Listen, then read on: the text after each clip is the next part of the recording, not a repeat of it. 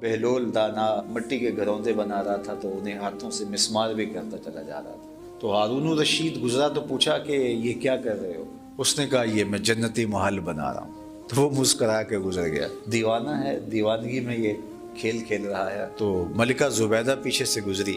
یہ بڑی صالحہ خاتون تھی۔ جب ہارون الرشید نے اس سے نکاح کرنا چاہا تو اس نے کہا کہ میں آپ سے بھاری حق مہر لوں گی۔ یہ عورت کا حق ہے۔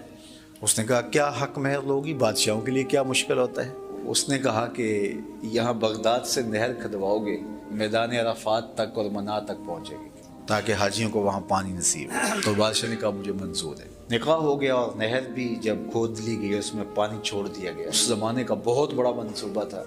تو وہ ملکہ گزری تو اس نے آواز لگائی کہ یہ جنت کے مکان ہے، بیچ رہا ہوں، کوئی ہے خریدار؟ تو ملکہ رک گئی، پوچھا بیچتے ہو؟ کہا ہاں بیچنے کے لیے بنا رہا ہوں۔ کتنے کا بیچتے ہو؟ کہا 10 روپے کا۔ 10 درہم کا۔ 10 درہم بادشاہوں کے لیے کیا ہوتے ہیں؟ اس کی مٹھی میں دیے، اس نے ایک مکان کے گرد دائرہ ڈال دیا، کہا یہ تمہارا ہوا، اور وہ جو درہم تھے وہ دریائے دجلہ میں پھینک دیا۔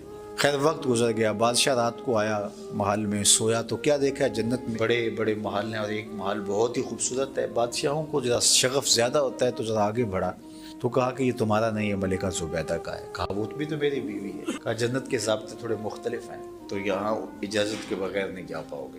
تو خیر اس کی آنکھ کھل گئی تو بڑا بے چین ہوا۔ خیر ملکہ بیدار ہوئی تو کہا کہ تو کون سا نیک عمل میں نے جنت میں تیرے نام یوں محل دیکھا؟ تو ملکہ کہنے لگی میری وہی معمول کی عبادتیں، کوئی آج خاص کام تو میں نے نہیں کیا۔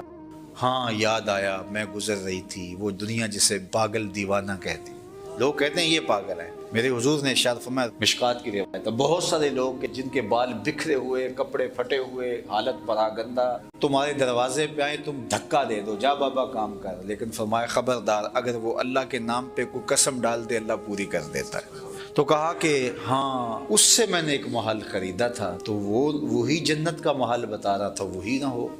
بادشاہ سر پہ ہاتھ مارا، کہا وہ تو مجھے بھی کہتا تھا، میں پاگل سمجھ کے گزر گیا۔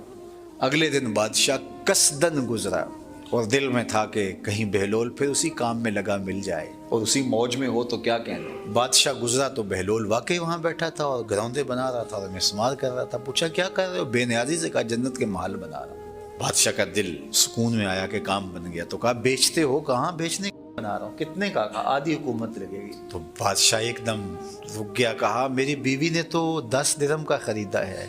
کہا اس نے بن دیکھے خریدا ہے، تو سودا دیکھ کے آیا ہے۔ ان ڈٹھے سودے بھی